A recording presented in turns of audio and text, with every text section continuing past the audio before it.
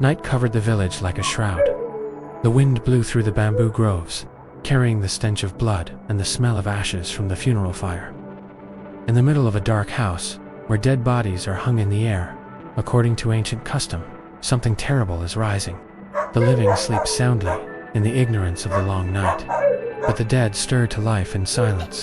No cries, no groans, only the funeral drum, heavy as a bound soul, is carried on his back, step by step into the night. He is no longer human, not a ghost, but something in between, bloodthirsty and knowing how to come back. Next, let me delve into this Hmong horror ghost story. In Swab Ense's village, a place covered in mist all year round, there is a man named Luge Ensog. He is a longtime shaman with a gruff, strict, and somewhat eccentric personality. The villagers respect him, but also secretly fear him, because Luge Ensog often communicates with the other side longer than normal people. And every time he calls the spirit, his eyes no longer seem like those of a living person. The funeral drum he owned was unlike any other. Its head was stretched from the skin of a buffalo that had died in a cruel sacrifice. Its body was engraved with ancient symbols, and only he knew how to make the sound that made souls tremble and turn their heads. One gloomy day, in the middle of a soul-calling ceremony for an unusually deceased person, while he was beating the drum and chanting mantras, he suddenly stopped. His hands were stiff, his eyes were wide open, staring out into the forest as if hypnotized. His mouth was still stammering.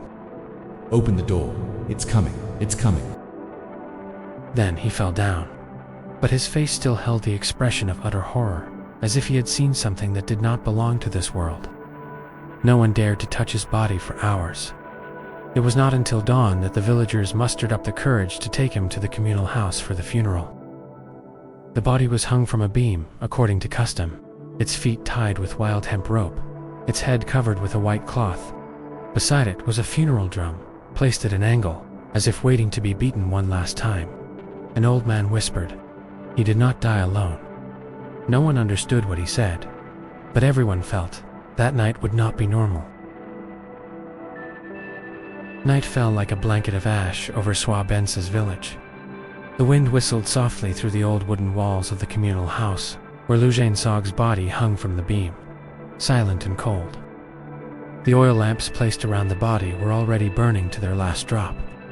The space was filled with a yellow light and the musty smell of burnt incense, decomposing flesh, and the sweat of the mourners sleeping under the blankets in the corner of the house. Around 1 a.m., when the wind was calm, a creak sound dragging on the ground suddenly rang out, as light as the breathing of a ghost, but also as clear as the sound of an operating table being dragged across cold stone. Luge, a thin young man, sleeping near the dying fire, suddenly opened his eyes. A cold breath swept across his neck, making him shiver. He strained his ears, peering into the shimmering darkness. Then he saw Luge Ensog's body was slowly lowering itself from the rafters, as if the ropes had come undone without anyone touching it. The body did not fall like a normal person. It landed gently on its bony legs, standing upright, dead and alive. A shiver ran down Luge's spine. He quickly covered his mouth, his eyes wide open. The corpse turned its head unnaturally, as if it had no neck bone. The long tongue hung down, red as raw beef. The eyes were white, without pupils, without soul. He walked to the corner of the house where the funeral drum was.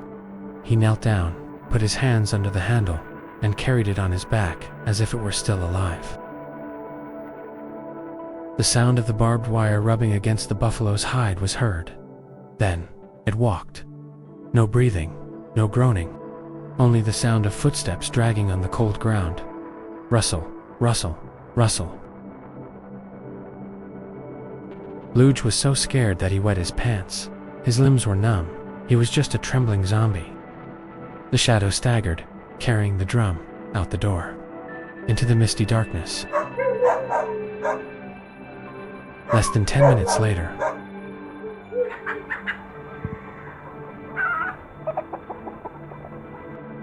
the sound of chickens screaming loudly came from behind the house, the sound of flapping wings. the sound of pecking, the sound of tearing flesh, then silence. Luge, his face pale as chalk, held his breath and tiptoed out, his feet barely touching the ground. He did not dare bring a lamp, only daring to look through the cracks in the planks. And he saw, in the thick darkness, the body of Luge Ensog was squatting, both hands tightly holding a chicken, feathers still waving, neck still wriggling.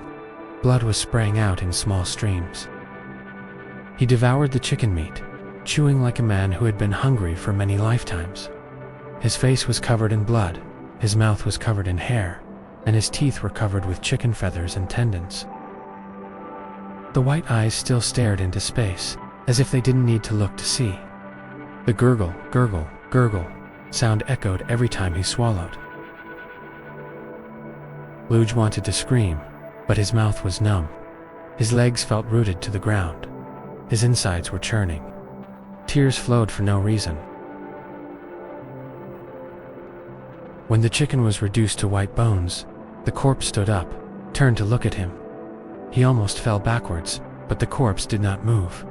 It staggered back into the house, climbed the rope as if it had never left, but chicken blood and feathers were still all over his face. His tongue was sticking out, dry of blood but still smelling fishy. His eyes were not closed. His mouth was not closed.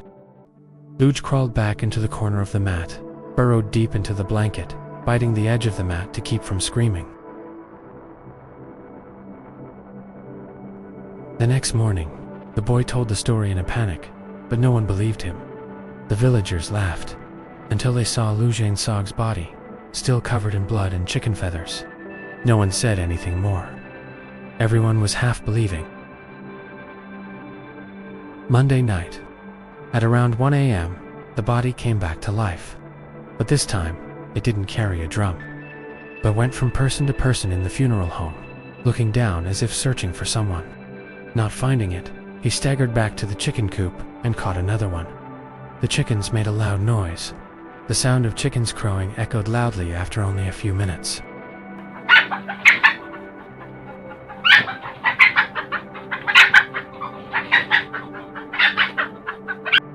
The sound of flapping wings, the sound of blood splatter, the sound of sharp claws like hooks scratching rotten wood.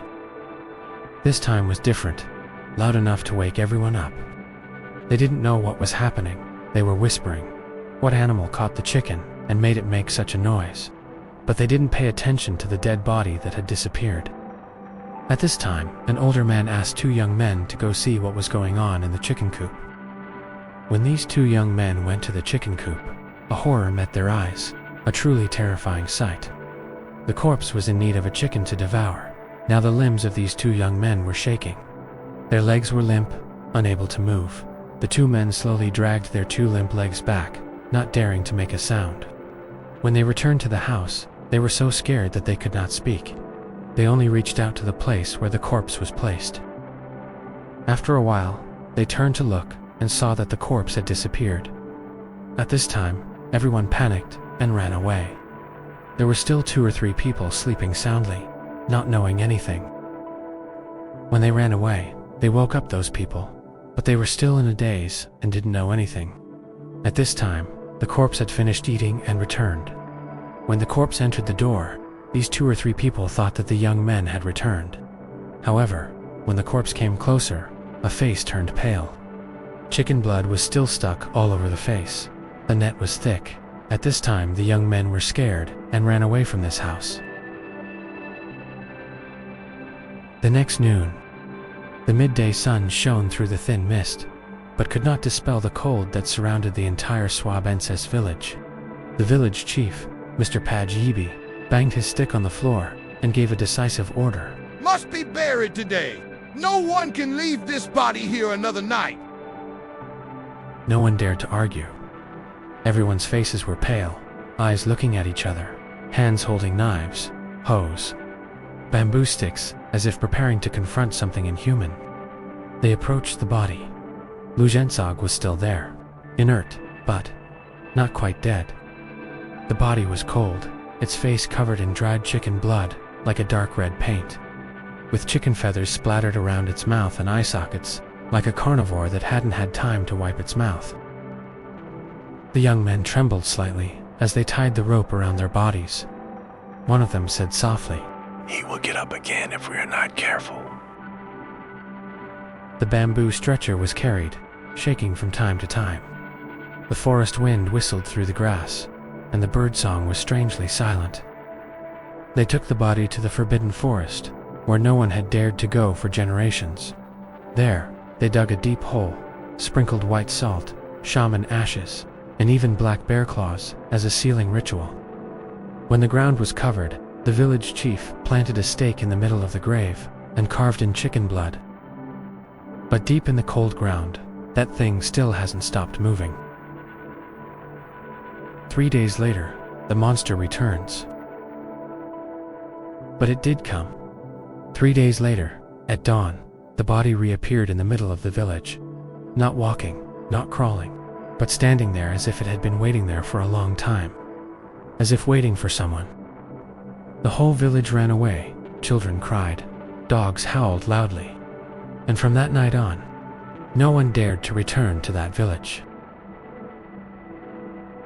Since the day the corpse returned to the village, no one in Swabense's village dared to live anymore. The houses were abandoned, the paths were covered with green moss, the chicken coops were empty, everything was silent. However, on moonless nights, people still heard the slow sound of drums from the forbidden forest. That sound is like the heartbeat of an unsettled soul, calling back an unsettled resentment. The old people in the area said, "He has not been buried yet. He is still searching." And that drum is the call of blood, of a soul that has not been liberated.